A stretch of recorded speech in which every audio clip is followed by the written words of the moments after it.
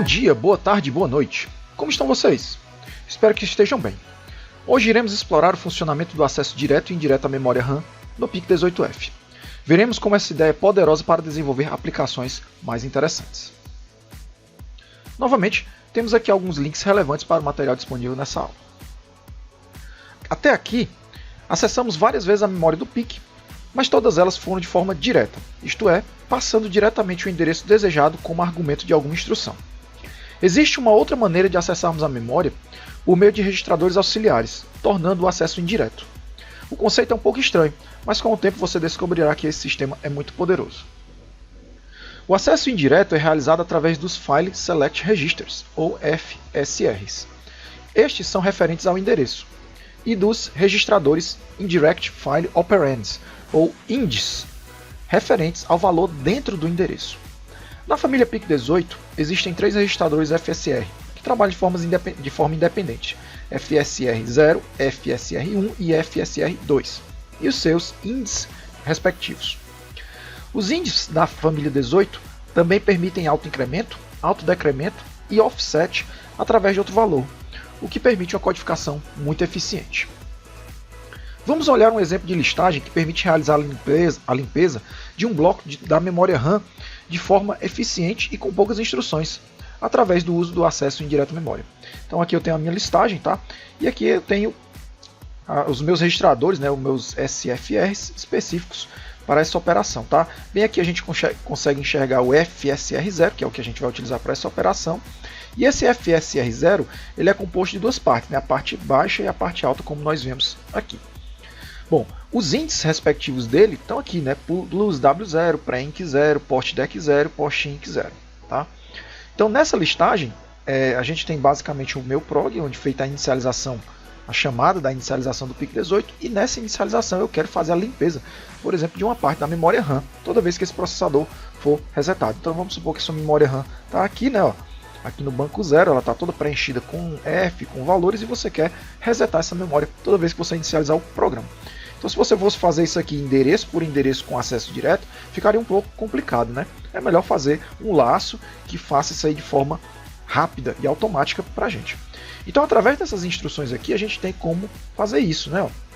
Então na inicialização do PIC18F é feita a primeira instrução aqui para a carga do meu FSR0, né? Através da instrução Load File Register, File Select Register, né?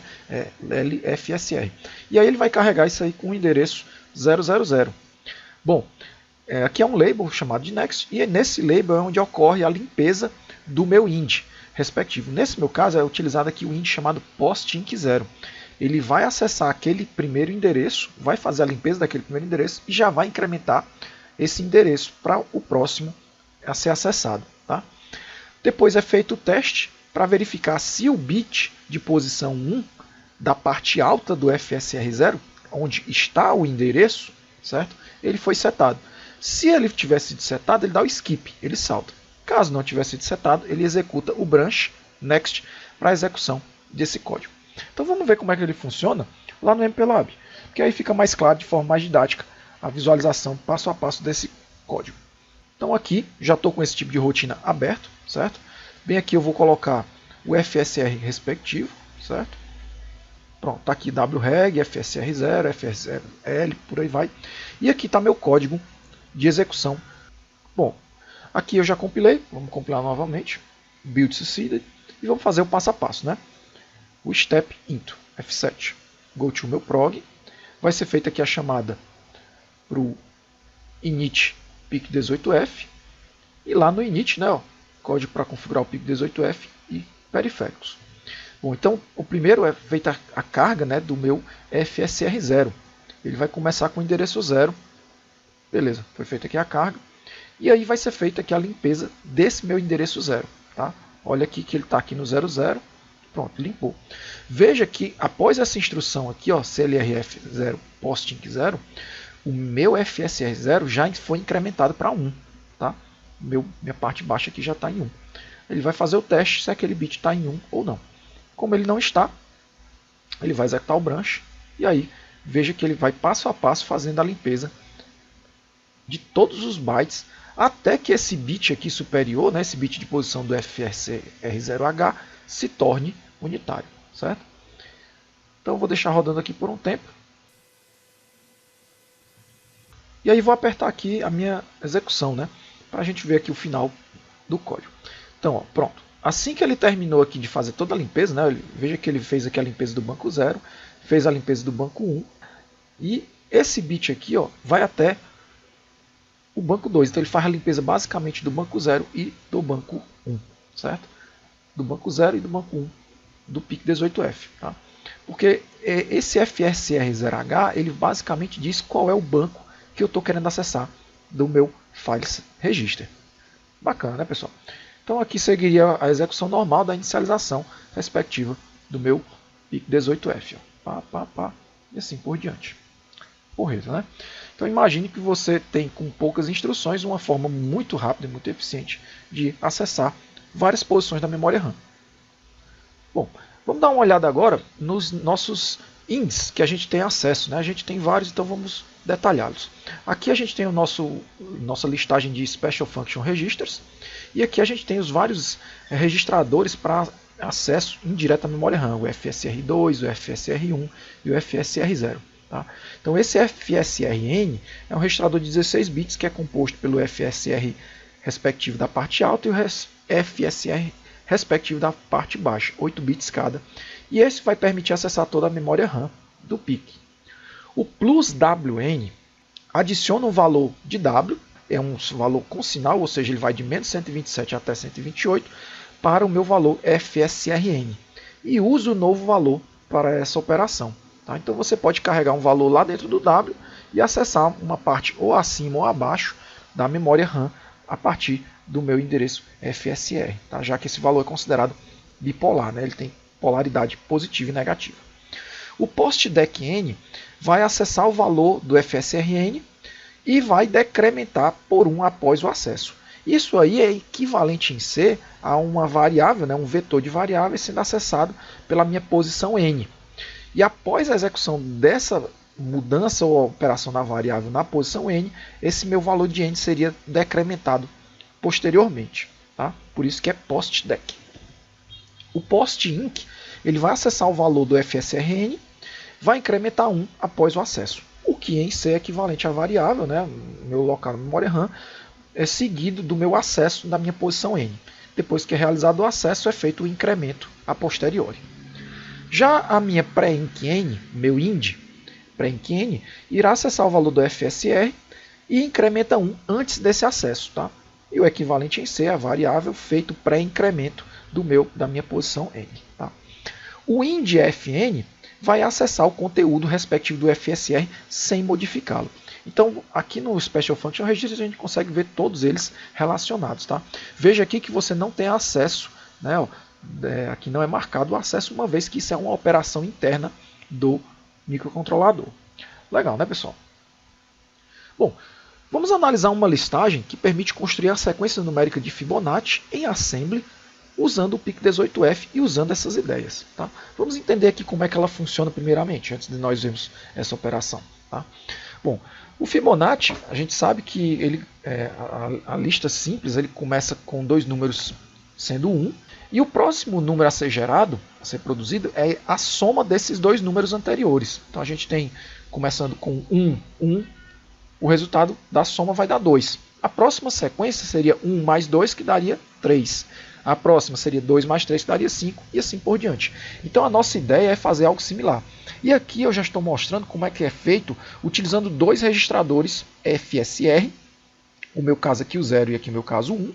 E aqui eu já estou começando a posicioná-los na memória RAM a partir do endereço 0 e a partir do endereço 1.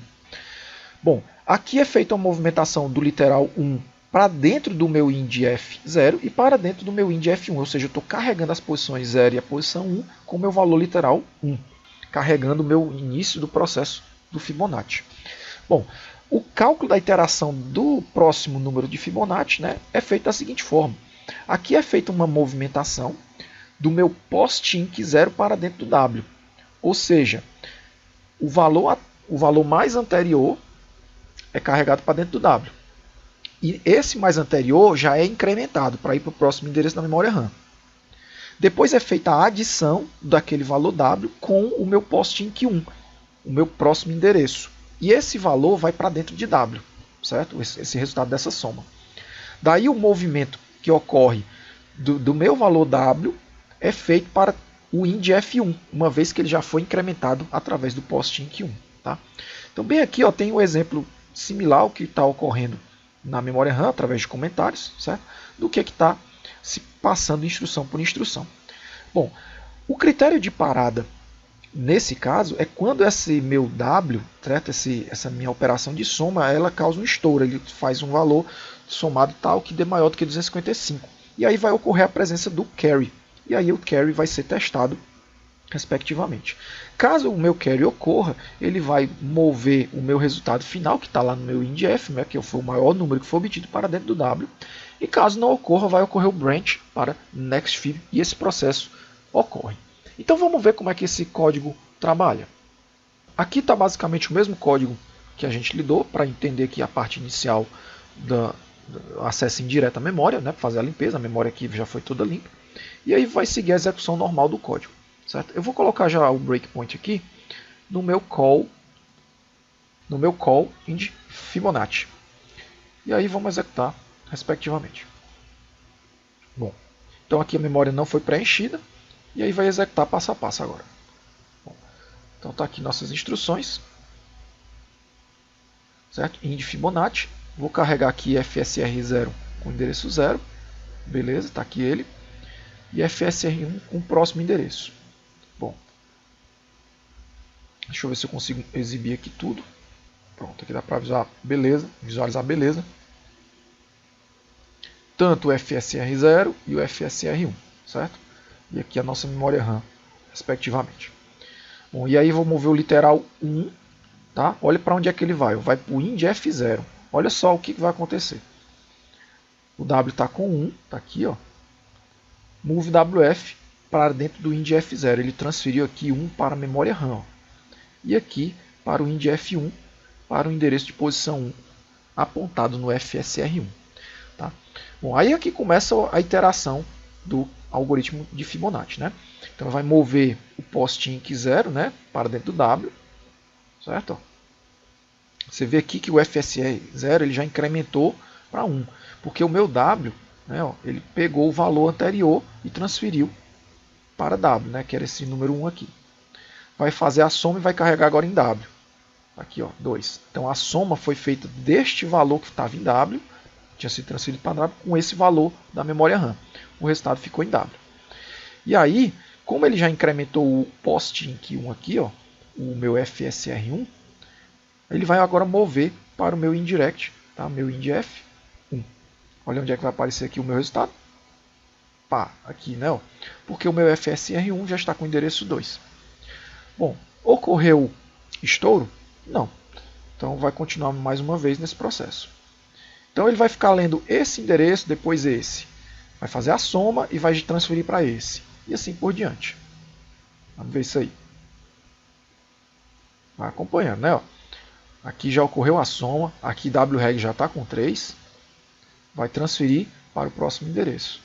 Testou, ocorreu estouro? Não, continua na iteração. Moveu agora o valor 2 para o WREG, vai adicionar 2 com esse valor aqui, resultado 5. Vai mover esse aqui para o próximo endereço. Vai testar o carry, não ocorreu estouro, continua. E assim por diante. 3 mais 5, 8 em hexa. 5 com 8, D em hexa. 8 com D, 1, 5 em hexa. E assim por diante. Então, vamos ver aqui até onde ele vai executar, tá? E até onde ele vai parar a execução do código. 5, 9 em hexa.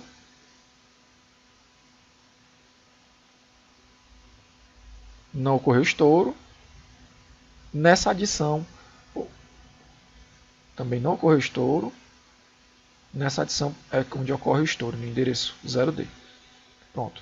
9 é, quando ele foi fazer a soma com o 90 em hexa, vai ocorrer o meu MoveF IND F0. Ele vai pegar exatamente esse último valor do meu número de Fibonacci. Legal, né, pessoal? Então aqui um exemplo de um algoritmo relativamente simples que constrói passo a passo a minha sequência de Fibonacci em assembly usando acesso indireto à memória. Aí vai mover aqui para W e o meu W vai receber o meu último valor válido da sequência de Fibonacci. Retorna e pronto. Porreta, né, pessoal? Bom, usando essas ideias que a gente apresentou, né, existe uma outra forma de você utilizar GoTo. Já que a gente está vendo que pode manipular a memória RAM de forma indireta, a gente pode também utilizar a manipulação de outros registradores, respectivamente. Um uso dessas ideias é, por exemplo, um GoTo com um deslocamento. Tá? Então, outra forma interessante de utilizar as modificações de posição de memória é um salto por meio de um deslocamento, um offset, nos registradores que controlam a sequência de execução de instruções. No meu caso aqui é o meu Program Counter.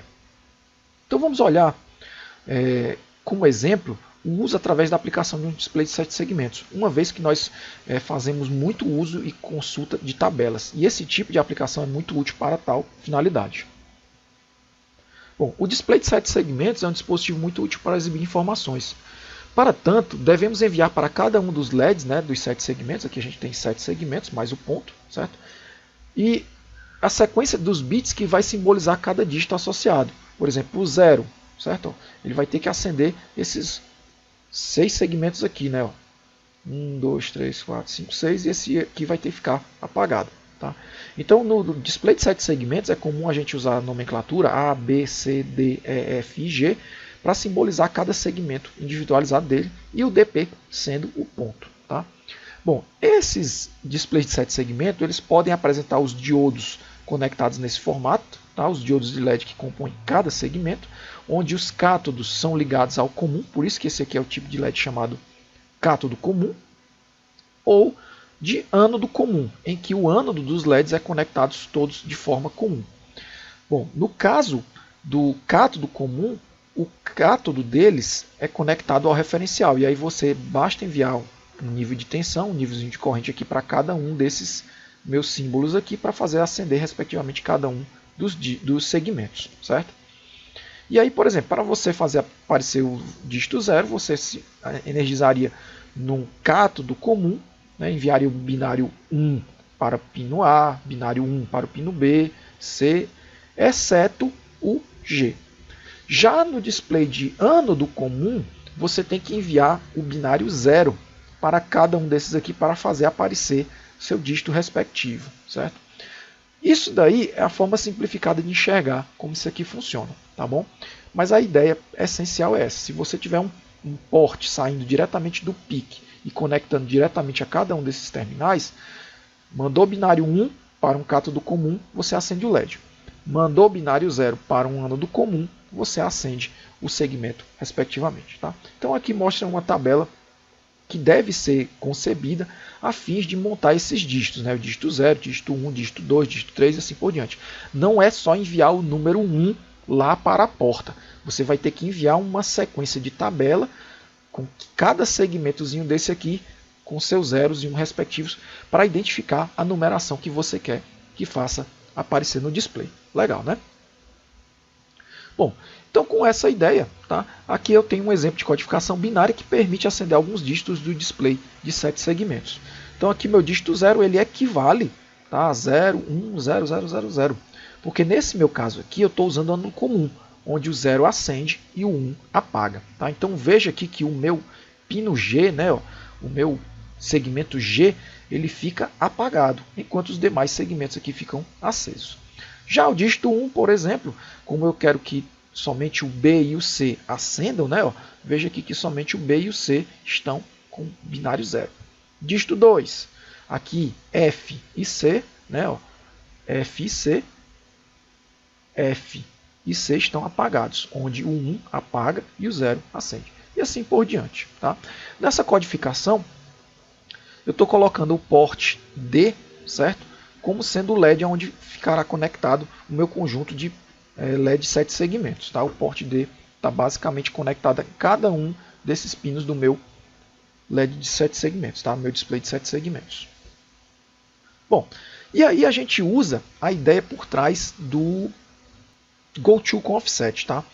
Aqui é uma rotinazinha relativamente simples, certo? que vai exibir através da carga de um número que está lá dentro do meu wreg, certo? E ele vai efetuar um salto para algum desses retornos aqui, ó. RET-LW é retorno literal lá dentro do W, tá? Veja que é uma consulta de tabela utilizando o meu valor da wreg. Olha só como é que funciona aqui essa rotina, tá? Bom, o meu prog, ele faz a inicialização aqui do pico 18F, faz a limpeza aqui do tempo sem TR e aí entra no meu loop.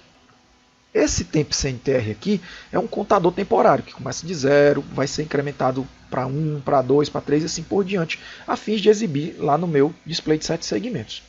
E aí, esse MoveF aqui, ó, na linha 60, transfere esse meu contador, meu conteúdo do contador, lá para dentro do W. E é feito a chamada para o exib7s. Lá dentro do exib7s, é chamada a instrução rlncfwreg. O que ela faz? Rotate left, no carry. Então ele vai pegar meu wreg e vai multiplicar basicamente por 2, porque é o efeito da rotação binária para a esquerda, certo? Rotate left. E aí é feita o call disttbl, tá? Então bem aqui, ó, é feita a chamada do disttbl que está logo aqui embaixo.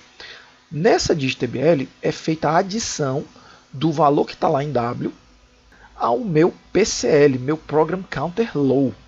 Então, aonde ele tiver, vamos supor aqui que o meu wreg é 0, certo? Um caso mais simples.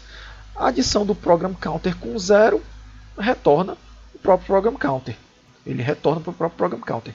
E aí, basicamente, é a próxima instrução a ser executada, que é a RET-LW dist 0. Agora, vamos supor que aqui o wreg contenha 1. Então, 1 vezes 2, 2, né? Então, ele vai pegar o Program Counter nessa instrução addwf e vai somar com 2. Então, cada instrução dessa aqui, ela toma 2 endereços, certo? Ela toma 2 endereços para ser executada. Então, ele vai pegar o próximo valor do Program Counter e somar com 2. Então, ele vai saltar 2 endereços. Ele vai vir aqui para RET-LW dígito 1. E assim por diante. Se wreg contiver 2, 2 vezes 2, 4. Então, ele vai saltar 4 endereços. Vai saltar esse RET e esse RET vai cair aqui em cima do dígito 2. Então, vamos ver ela funcionando lá no nosso MPLAB. Então, aqui o nosso MPLAB. Tá? Aqui eu já compilei. Vou compilar novamente. Build succeeded. E aí vamos fazer o passo a passo. Né? Go to meu prog. Vai fazer aqui o init peak 18F. Certo? Init peak 18F. Se a gente entrar aqui no init peak 18F, é feita a parte da limpeza da memória RAM. Certo? Vou botar um breakpoint para vir logo para cá. E aqui eu já estou inicializando a minha porte A, minha porte D e assim por diante. Passar aqui, ó. Porte A, 3D, porte D, 3E, porte E, tá? Então, porte D vai ser todo saída e o meu porte E também vai ser todo saída, certo? Aqui ainda tem um resquício de código do timer, a gente não está utilizando. Então, vamos colocar aqui um ponto de parada, exatamente aqui no meu loop, que é o que importa, tá bom? Então, vamos executar. Bom, e aí começa o nosso funcionamento aqui da minha instrução para exibição de 7 segmentos, né? Então vamos exibir aqui passo a passo. Então vai ser transferido para o wreg o meu valor que está dentro do tempo sem TR, tá? Nesse caso aqui é 0, e aí vai ser feito o call exib7s. Bom, é feito aqui a rotação para a esquerda, né? Sem o carry, beleza, continua sendo 0, e aí o call disttbl. Bom, adição no Program Counter Low, beleza, RET-LW dist 0. Então lá no W vai conter exatamente o valor binário que vai representar o meu dígito 0. Certo? Bom, aqui tem uma instruçãozinha com F, tá? Que ela é responsável por inverter alguns bits para o meu wreg, caso seja necessário fazer essa inversão, tá? Para cátodo comum ou não.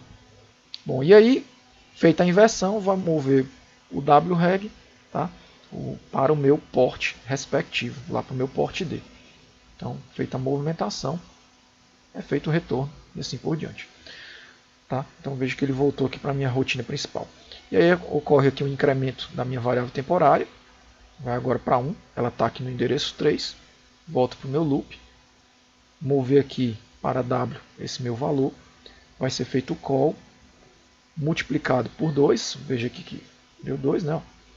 Call disttbl, e aí vai ser feita a adição lá no meu Program Counter Low. Ó, veja aqui que ele já saltou aqui para o dígito 1 e não para o dígito 0. Pronto, aí ele já moveu aqui para o WREG o meu valor que representa em binário o dígito 1 para o display. Move para a porta e retorna. Incrementa. Incrementou o tempo sem TR, agora vai ser 2. 7S. Multiplicou por 2, 4. Faz a chamada. Adiciona o Program Counter Low. Vem para o dígito 2. Ó. Tá? E assim por diante. Moveu agora para a porta, o que representa dígito 2. Certo? Aqui, ó, para um cátodo comum. Vamos ver agora para 3. Multiplica por 2, 6. Adiciona, retorne, que é representante do dígito 3. E assim por diante. Vamos até aqui o dígito 9, só para ver o que acontece. Dígito 6. Dígito 7. Dígito 8. Tá vendo? Ele já está retornando aqui, ó, dígito 8. Retorna. E aí, dígito 9. Bacana, né? Então isso aqui é a representação binária para um cátodo comum do dígito 9. Então você vê que fica muito eficiente, né, com poucas instruções, a concepção de uma consulta de tabela, por exemplo, para um display de 7 segmentos. Legal, né? Bom, a ideia desse tipo de uso, certo?